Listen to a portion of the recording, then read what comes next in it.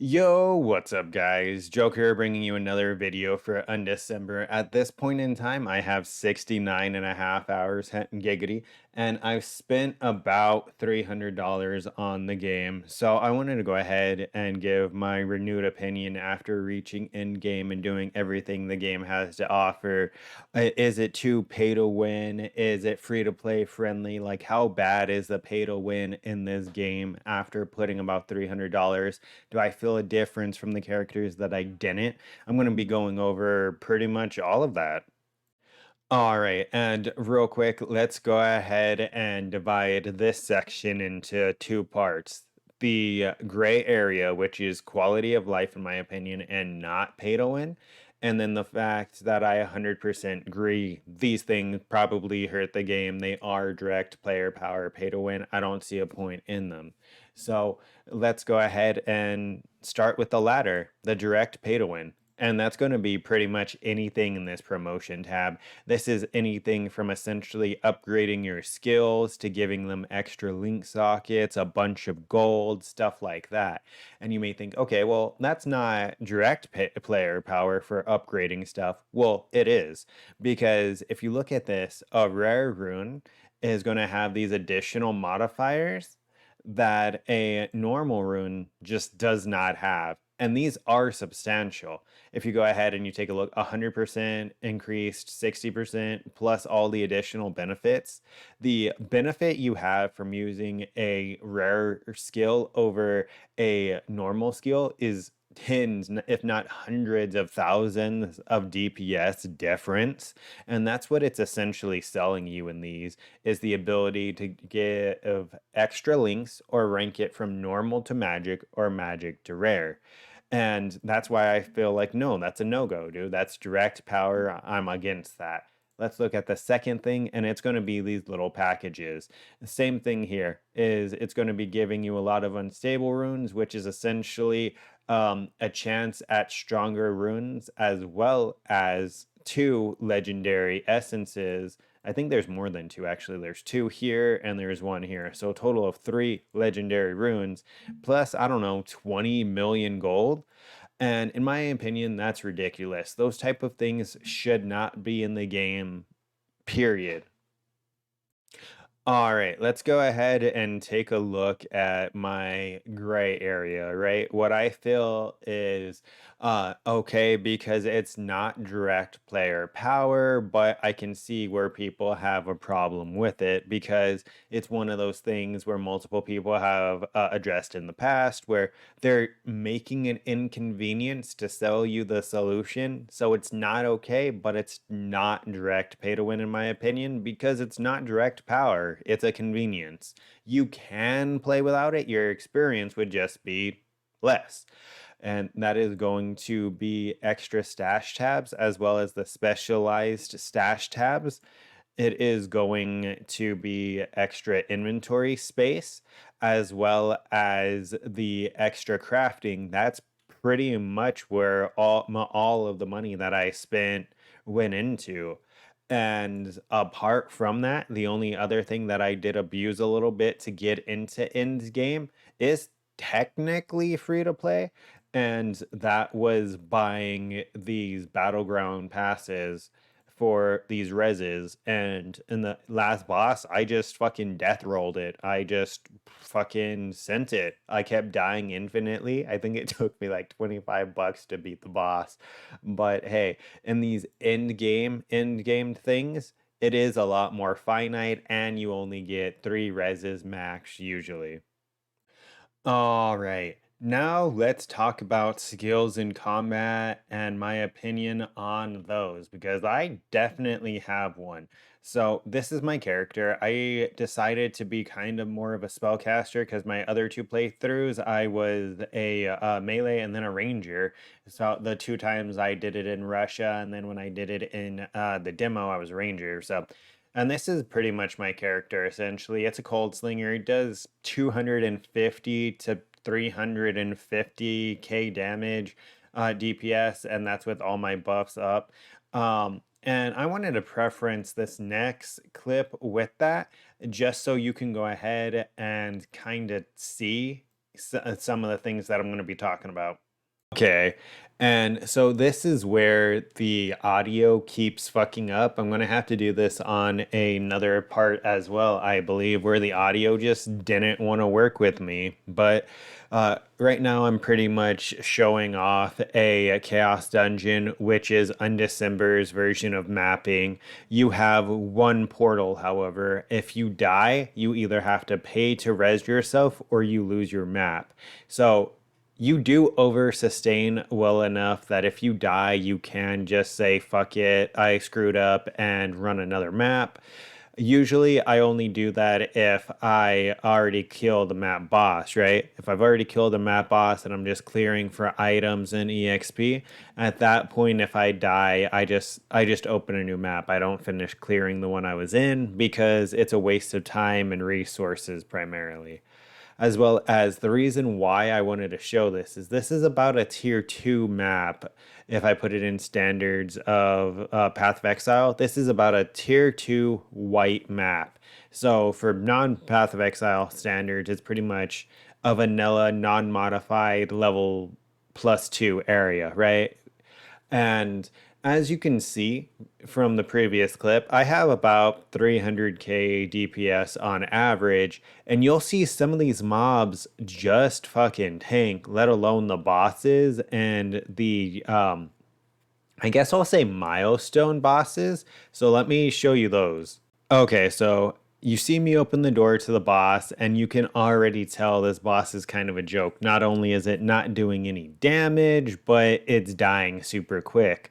This is not going to be the case for the next thing I show with the milestone bosses. Let's jump over to that real quick. Okay, and this is one of those milestone type boss fights that I was mentioning. This is called a Void Rift, I think.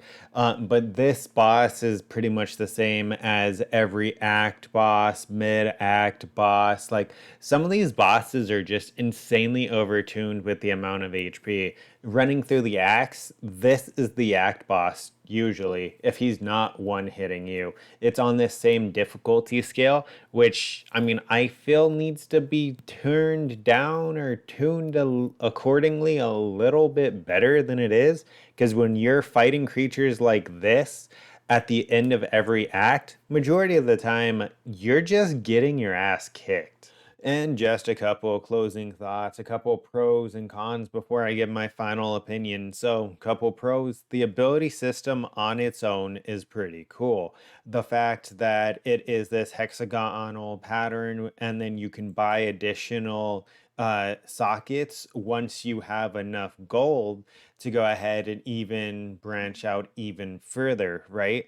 And the gold is free to play. So it is something that you can realistically unlock this and give yourself pretty much double the possibilities, as well as they do have a trigger slot for 1 in 5 million gold where you can get a free auto casted ability. So, I mean, hey, that's more of a quality of life to me because of the fact that the gold is free to play. You can unlock those. They're not insane amounts. A million sounds like a lot, but in hindsight, it's really not. I probably blew through a few million just leveling up my skills and testing skills, right?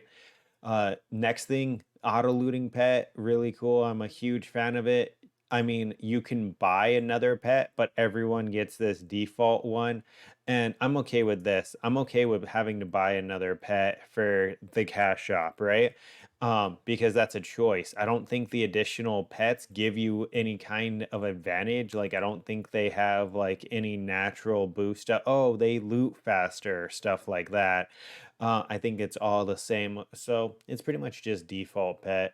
Some of the cons is pretty much going to be the crafting system, which is pure ass in my opinion. It's 100% RNG. It kind of makes me worried because it does seem like it's what GGG is trying to move towards with Path of Exile, where ground items can definitely be an upgrade. Majority of the time, you are upgrading an item with a ground item, whether it's a better base or it's a 6 modded item, because to get a 6 modded item is not only extremely rare and lucky, alternatively, it would be extremely expensive, right? So ground items can definitely be upgrades, and I hate that the crafting system is pure RNG and that ground items are your next upgrade. I like something a little bit more deterministic, or hey, even if they gave us 5, 10, 15 times the amount of crafting supplies to actually make it viable, that would be something that I was okay with. I'd be okay with, but not the way that it currently is. All right, and wrapping it up, final thoughts. I would give Undecember a solid 6.5, 7 out of 10. Is it the greatest? No. Is it the worst thing I've ever played? Also, no. Now, to answer another question, can you play free to play? Yeah.